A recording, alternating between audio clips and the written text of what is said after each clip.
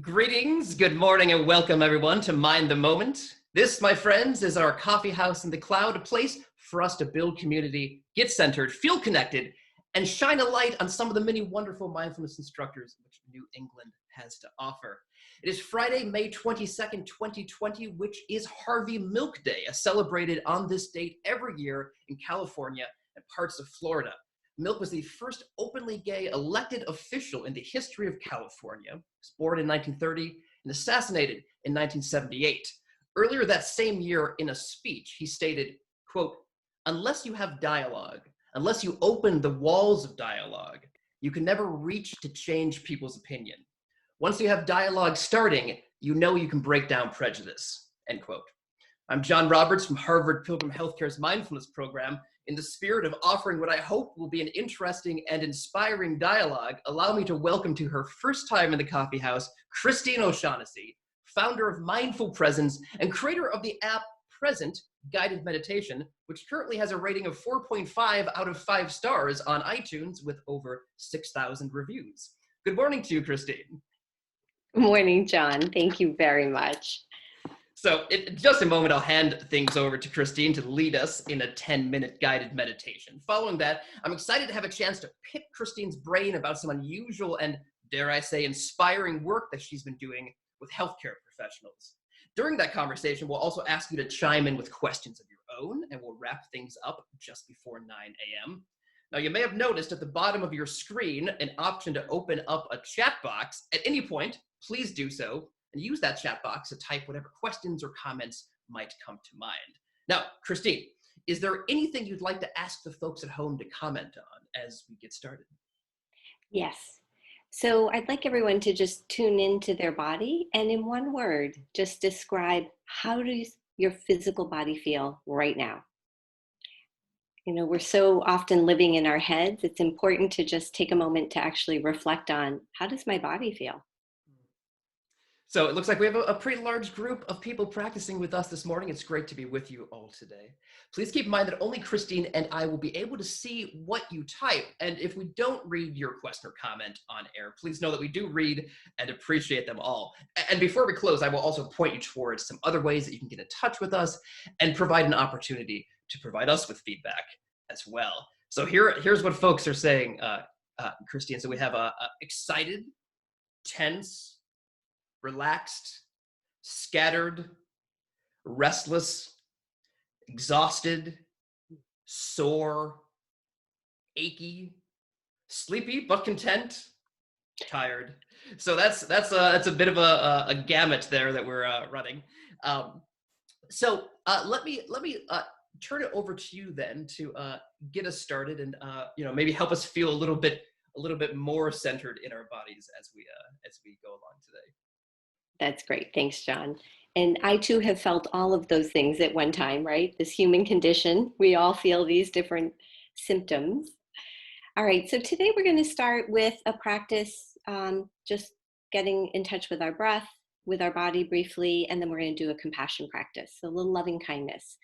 So for those of you that are not familiar with this practice, it's a practice where we send loving kindness, wishes of goodwill, generosity of heart to ourselves and to someone we care about, a friend, a family member, and then we send it out to all beings everywhere.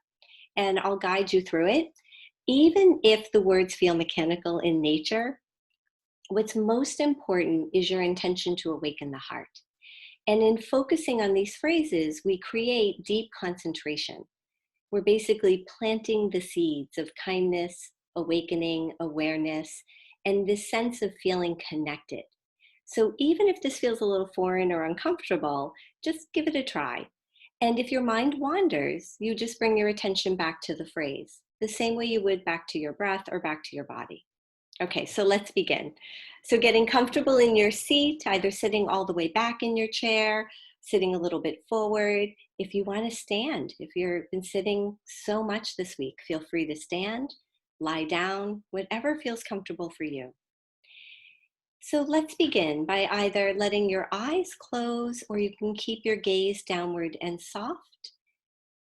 Just letting your gaze settle and then beginning to take a breath in And as you breathe out, feeling your feet connecting to the floor. Taking another breath in, and as you breathe out, begin to feel your whole body sitting here, feeling the weight of your body. Breathing in again, and as you breathe out, allowing your shoulders to soften. Begin to feel your eyes gently relax, cheekbones soften, and inviting your jaw to release as your tongue settles gently in your mouth, resting with ease. Breathing in, and as you breathe out, feeling a sense of softening. And as you rest in the breath, beginning just to notice any sounds. You may notice sounds inside the room. You may notice sounds of nature outside the room. Invite sounds to be there just as they are, letting them float in and out of your awareness as you rest in the breath in this body. And just gently scanning your body from head to toe, noticing how your head feels, your neck. Notice your shoulders, feeling the weight of your arms, letting them feel heavy and relaxed. Feeling your torso, your legs, and feeling your feet and your toes. Breathing in, feeling your whole body breathing in, and breathing out, softening. And then directing your attention to the chest and just breathing in, feeling the gentle rhythm of your breath here. Breathing in warmth and energy into the chest and heart. Breathing out, widening and softening. Breathing in warmth and energy into the heart and chest. Breathing out, letting go. And as you let your attention settle here, you may notice if your chest feels heavy or light, loose or tight. See if you can feel your heart beating as you gently breathe in and out. And then calling to mind an image of yourself. And begin to offer yourself these well wishes. May I be safe and well. May I be peaceful. May I live with ease and with kindness. In the midst of all that I cannot control. May I be safe and well. May I be peaceful. May I live with ease and with kindness. Imagine each phrase floating through every cell of your body, like a balm coating the cells. May I be safe and well. May I be peaceful. May I live with ease and with kindness.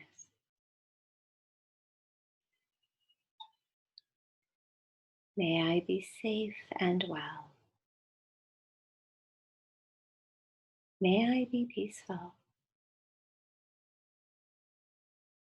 May I live with ease and with kindness.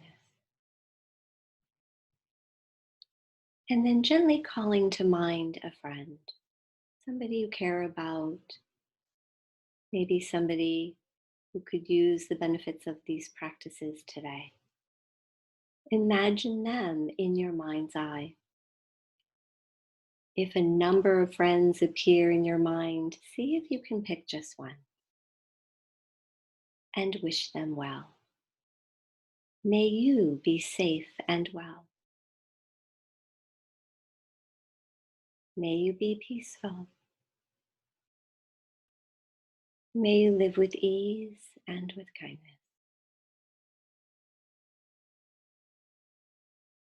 May you be safe and well. May you be peaceful. May you live with ease and with kindness. If your mind wanders, gently return to the phrases. May you be safe and well. May you be peaceful. May you live with ease and with kindness. Resting in the pauses between the phrases. May you be safe and well. May you be peaceful.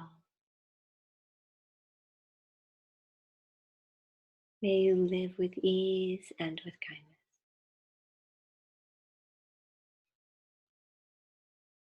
And now sending these well wishes out to all beings everywhere, those seen and unseen, those near and far,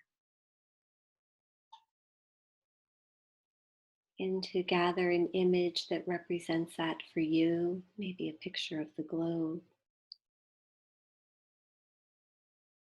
and wish everyone well.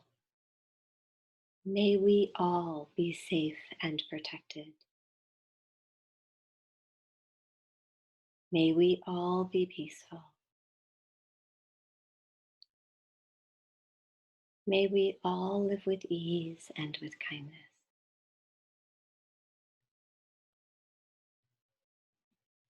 May we be safe and well.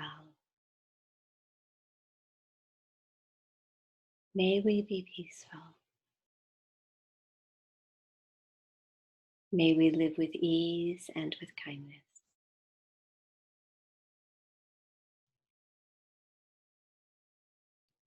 May we be safe and well.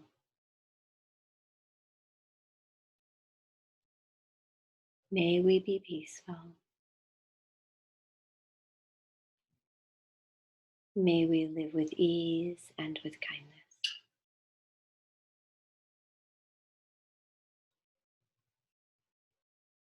And then gently releasing the phrases and resting in the awakened heart. Letting your attention settle here as you gently breathe in and out.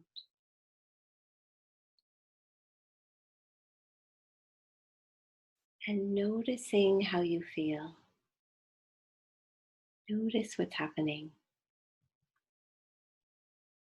Maybe you feel a sense of contentment or ease, or open-heartedness. Gently observing without judgment as you breathe in and out.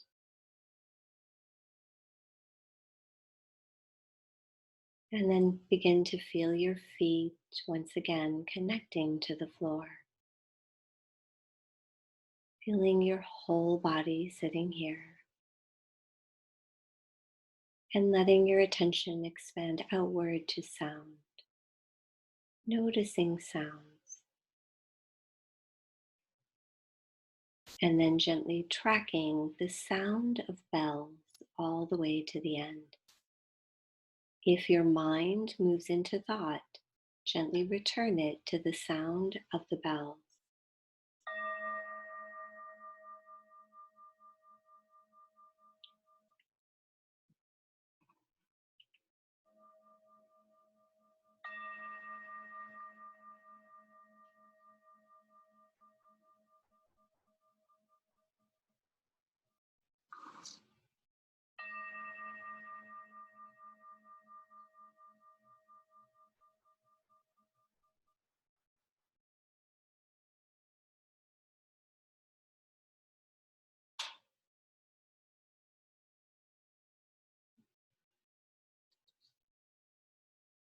And when you're ready, gently opening your eyes if they were closed, coming back into the space, and notice how you feel.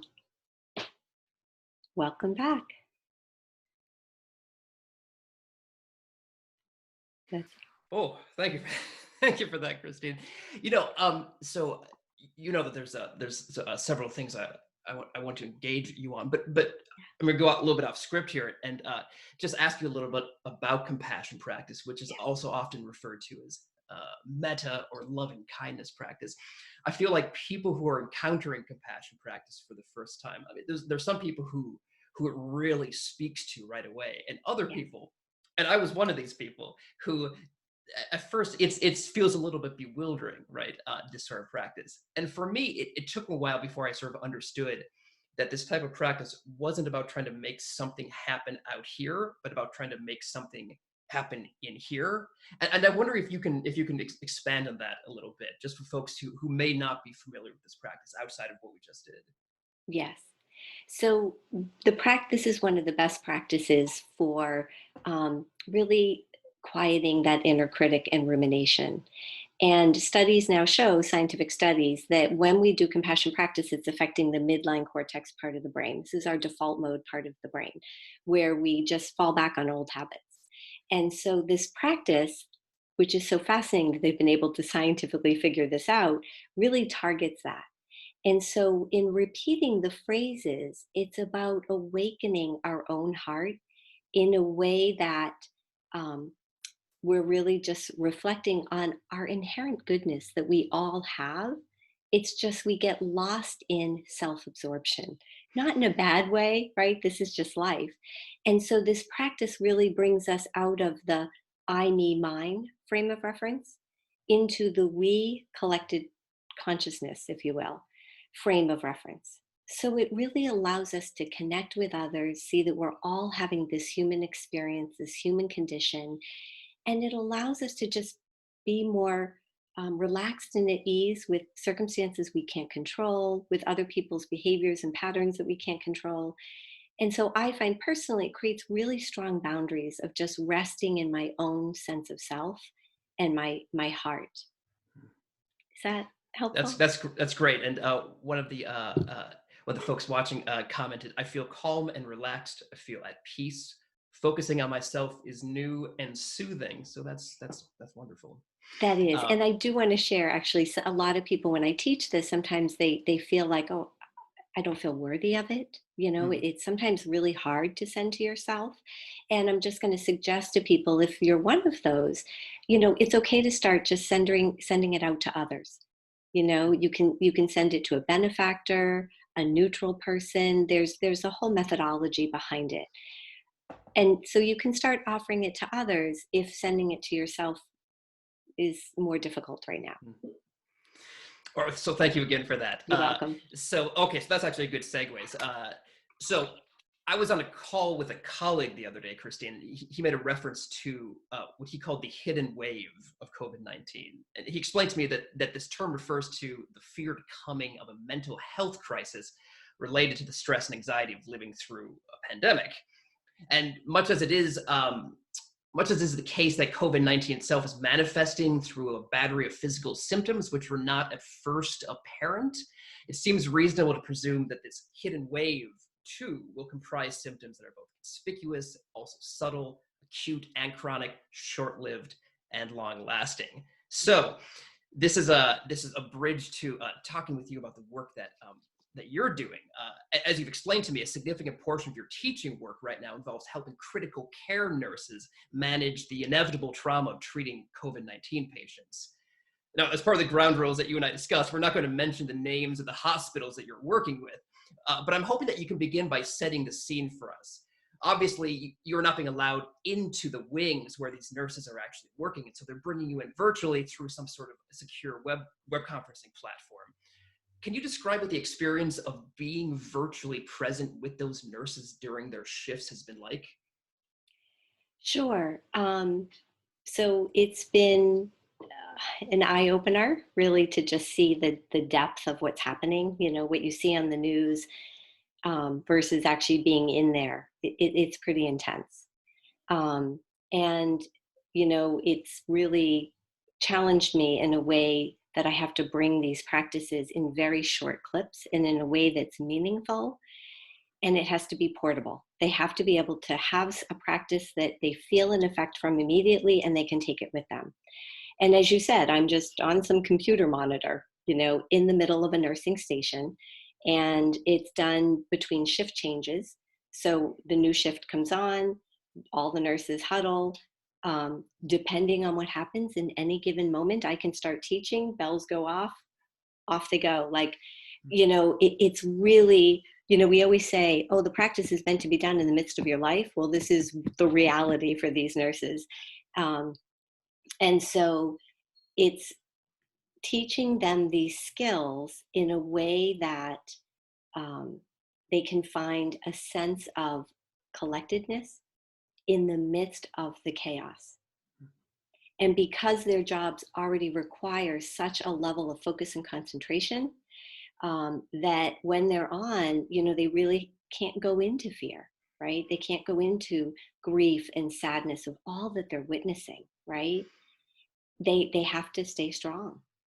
So being there in the wings with them is to help them build that sense of resiliency, and then give them tools to practice once they leave work and they have time to process the depth of what they're witnessing. Yeah, you mentioned something interesting. You said that they are constitutionally sort of, wired for focus and concentration. So this brings up, I think, a question, which is, were they therefore receptive to these practices when you first started teaching them, or were they hesitant or a little bit confused as to how to use them? Yeah, they were resistant. And that is because what they would say to me is, well, we can't let our guard down right now. So I don't want to feel the sadness. I don't want to feel the grief. I don't want to feel the fear and anxiety that I might get it, because I have to be on. So it was more teaching quick practices like breath work. Compassion practice was a big one. And allowing them to see that when I teach this to you, have this be your tool for the day, so that every room you go into, every COVID room, you can offer this to the patient. When you have a patient who's really fearful and can't breathe, you can be like, here's a practice that worked for me. Repeating these phrases to yourself. May I be safe and well. May I be healthy and strong. May I be happy and at ease. And so they're not caught in their fearful mind, and you give them an opportunity to root on something else. So that sort of helped them open it up. And then the other was, I really had to teach through science. I had to really, they know everything, but it's reminding them, here's what happens to your brain, here's why we do it, and here's why it's so valuable. Meditation improves your immune system. I mean, these people need really healthy, strong immune systems to be in this virus every day. Hmm. And so I want to make sure that folks know that I'd love to have any questions that you have at home. Please use the chat box so that we can relay those to Christine. And while giving you a moment to type anything you'd like. So do you get the sense that the nurses are in fact taking these practices to the patients? Are they finding ways to not only use them for themselves, but use them with the patients? That's a good question, because I have not received feedback with that. I've only received feedback from themselves, where they are amazed at how well it works and how quickly. And so that's, they're always at the end like, oh my God, I feel so much better. So even if there's this level of resistance, I watch them all walk away and they're all like, oh my God, that was great. And, it's like you can hear all the people chattering. And then what we do is then we allow them the opportunity to do one-on-one. So then this cart with me on it rolls into a more private area. And then nurses have an opportunity, or doctors or anyone, aides, to come in and process, and some of the things they're sitting with. Like, I don't sleep anymore. I have anticipatory anxiety. It's just fear of going into work the next day. And what if my family gets this? And so they're sitting with so much. So the way I get them, most of them are like, I don't have time to practice, is I remind them that this practice is like the PPE for their mind. It's their emotional PPE. So they're spending so much time protecting their physical body with masks and gear and protocols, but they have to protect their mind. This isn't going to end anytime soon. And it's it's a lot of trauma, quite frankly. So, so that's really how I've been able to access their attention. Well, as a follow-up to that, someone's asking, or just mentioning that, the brain connection is fascinating to her. And so can you talk any more about how you are sort of drawing that connection for the nurses between, what mindfulness is doing in the brain and how that could help them? Yes, I'm really emphasizing, when we meditate, right, we change the shape of our brain. It's neuroplasticity. Gray matter in the brain thickens around 1 to 3%. But the most important part is the amygdala. It's our fight or flight, the alarm bell part of our brain in the back. And for every time they practice, they're basically deactivating that fear-based part of their brain, and they're better able to stay centered here in the prefrontal cortex in the forehead, which is our executive functioning, our doing. And because their jobs are so task-oriented and they have to walk out of every room and they have to remember, okay, did I touch my face? I have to take off everything, put on all new gear. Um, did I wash my hands? Did I sterilize everything? What they're having to do, they have to be in this heightened alert attention for whatever their shift is, 8, 10, 12 hours.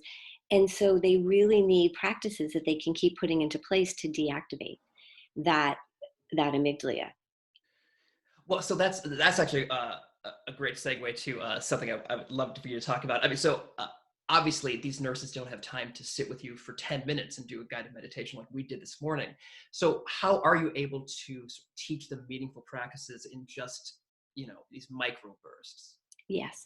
So one of the practices is just a breath, where we breathe in through the nose and we breathe out through the mouth. And so it's, breathing in through the nose, say for a count of 3, and I'll just count and use my hand. We can try it together, breathing in through the nose and blowing out through the mouth for 6. Feel your shoulders soften, breathing in for 3 and blowing out for 6.